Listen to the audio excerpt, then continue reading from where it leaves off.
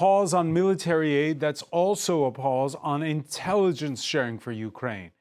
After the Daily Mail first reported that the United States had blocked the UK from sharing intelligence with Kyiv, in particular through the Five Eyes network with allies that also include Australia, New Zealand, and Canada, the Trump administration confirming that pause, even though the new CIA director talked up the prospect of resuming intel flows once relations are patched up. I think we'll work shoulder to shoulder with Ukraine, as we have, to push back on the aggression that's there, but to put the world in a better place for these peace negotiations to move forward. Again, President Trump is going to hold everyone accountable to drive peace around the world. For more, let's go to Washington and correspondent Fraser Jackson. Fraser, the UK Prime Minister's office tight-lipped on specifics.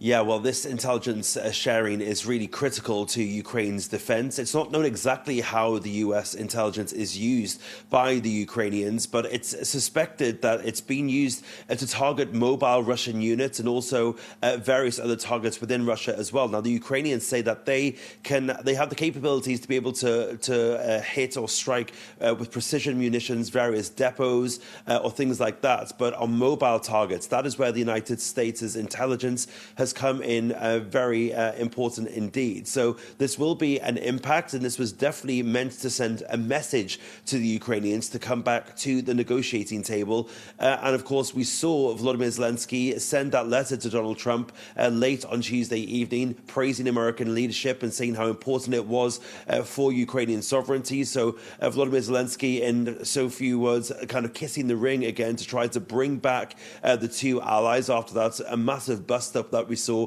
inside the Oval Office on Friday. We heard from the National Security Advisor Mike Waltz, who said that he was expecting movement on Ukraine in very short order. He said, quote, "I think we've seen movement in the last 24 hours that the Ukrainian side will actually come to the table and negotiate a partial truce, a full truce, and then a permanent peace." Of course, that following in the footsteps of what Volodymyr Zelensky said, where he wants a truce in the air and the sea to begin with. Well, Mike Waltz continued, "We are having good talks on location for the next round of negotiations, on delegations, on substance." So just in the last 24 hours since the public statement from Zelensky, and these subsequent conversations are now taking place.